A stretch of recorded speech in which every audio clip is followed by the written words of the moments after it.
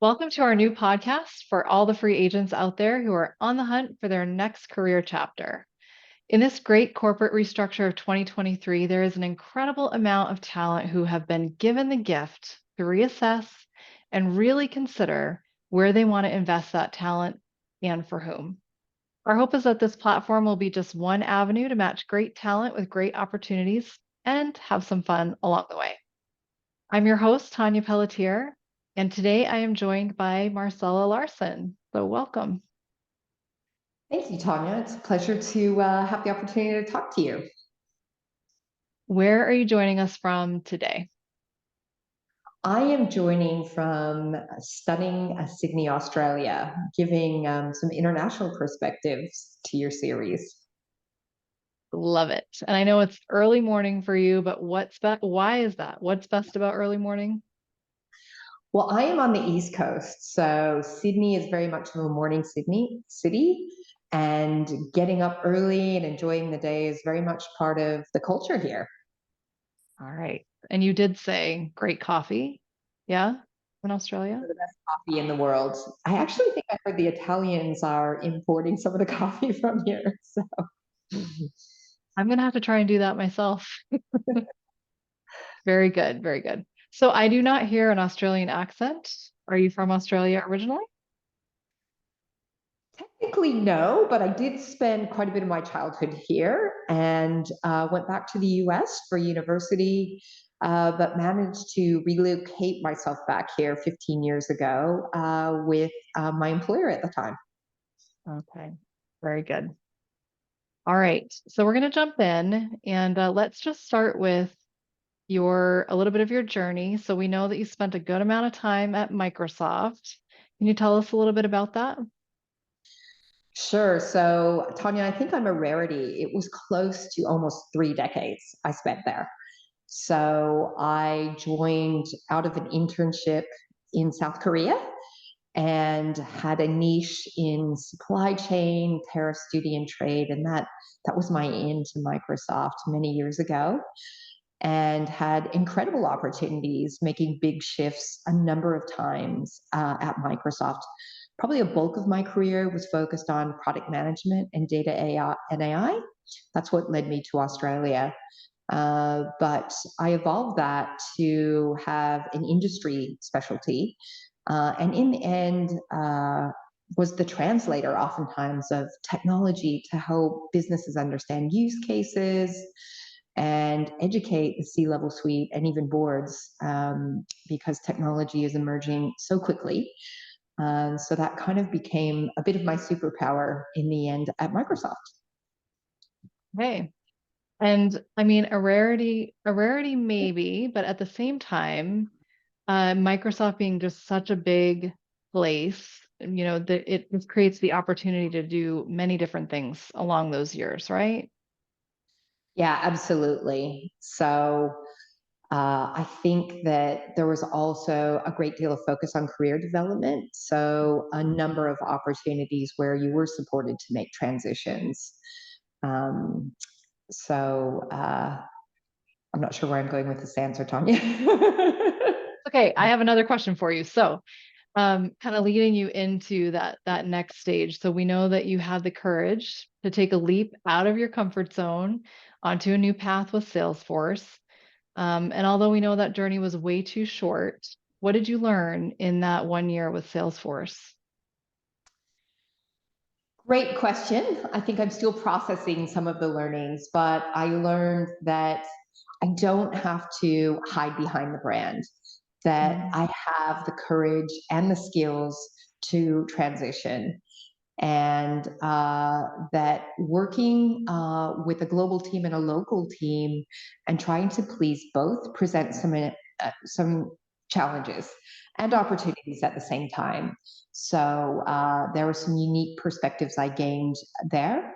Since most of my career, I was always actually working where my management team was. So that was some great perspective and just a wealth of knowledge in the world of not only retail, which is my industry specialty, but customer experience and the technologies there, and the data sets there, and a shifting landscape going on at the moment right now with many changes in privacy and even AI. So it was a great time to make that move and build out and accelerated a network very quickly because there are different decision makers for those technologies oftentimes than Microsoft. So it was a great opportunity.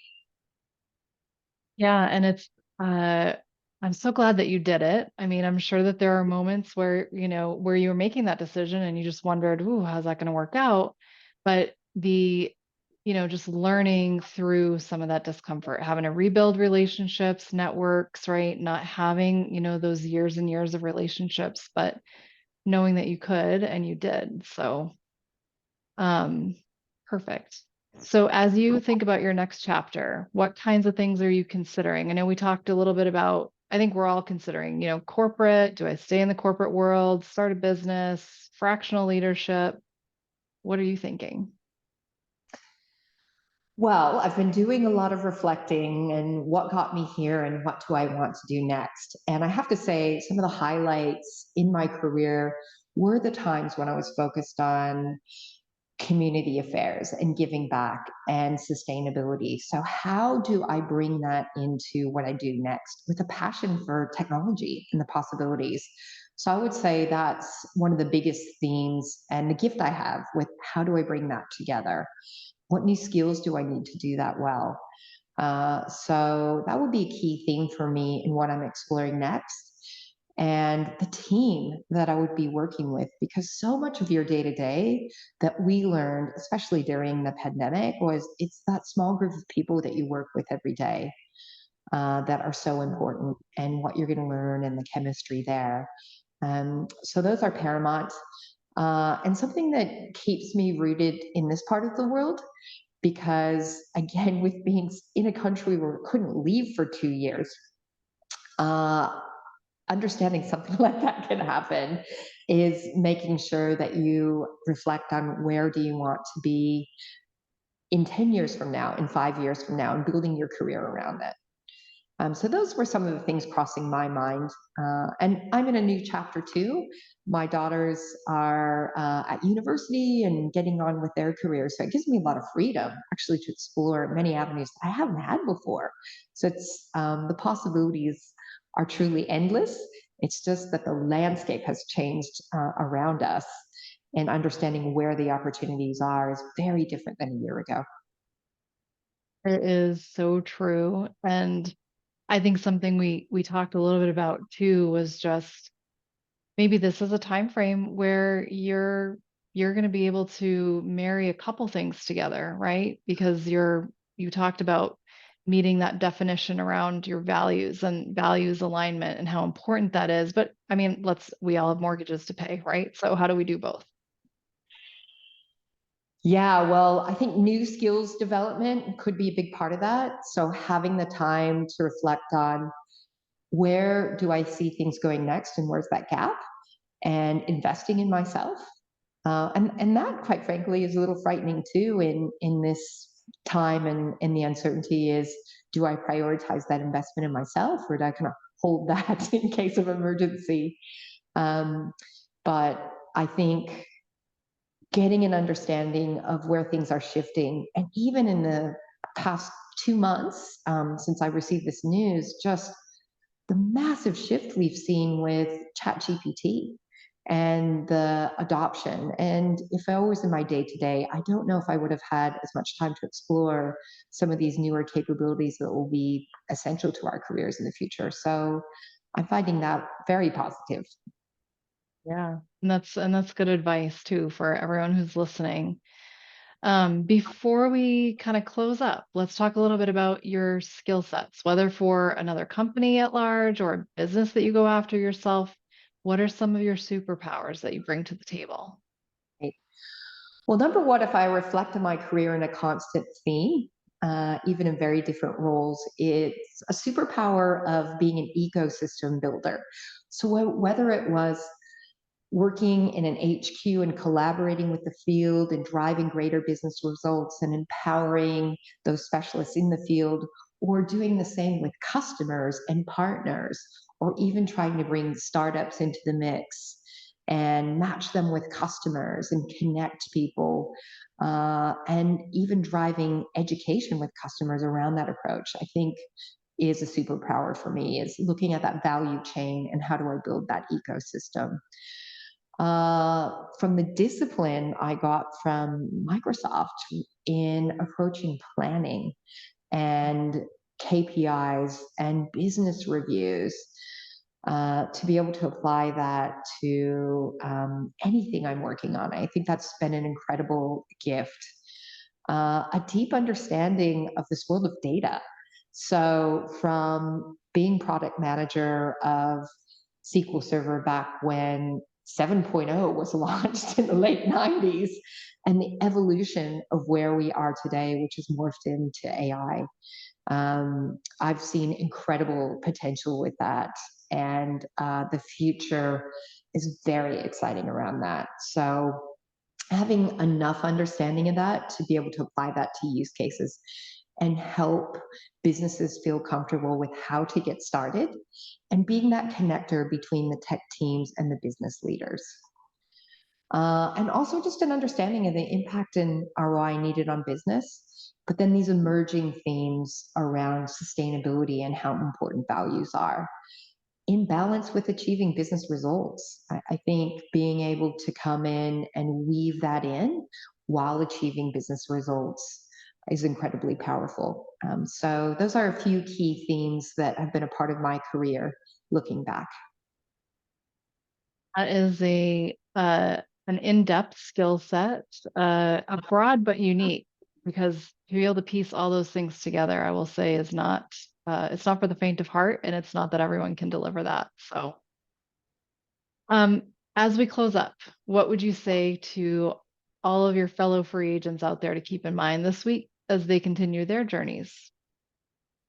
Yeah, I think taking this time to reflect on what do you really want, and don't be distracted and dissuaded by a lot of what we're seeing in the media. Find those positive vibes. Think about this time as a gift. Invest in yourself. Think about how you can develop some of those skills and truly communicate what your superpowers are. Think about those people along your journey who are truly there to support you, because they want to support you. They may not have the roles, but they're going to give you the opportunity to reflect on yourself, but also kind of give you some good, authentic advice too. I think sometimes we need that. We need that outside perspective. So maybe don't just think of your network as the holder of jobs, but also a unique resource to shape your thinking about what is next. I love that. And for everyone's network who is listening too, right? Knowing that people are reaching out to you for advice, for connection, not necessarily just, hey, do you have a role for me today? So, very good advice. All right. So, how do we get a hold of you, Marcella? So the best way to reach me is through LinkedIn. I have been an avid LinkedIn poster, especially for the past 6 or 7 years. So that's a great way to reach me in message. I'll be responding to you in the next 24 hours. All right. Awesome. Thank you so much for joining me today. And for everyone who's watching, thank you for tuning in for today's Free Agents podcast. We look forward to seeing you next week. Don't forget, if you want to join the conversation, just send me a quick note through LinkedIn. If you want to help us get the word out, reshare this post and every post. And thanks so much. And I hope you have a great week. Thank you, Marcella. Thank you, Tanya. All right.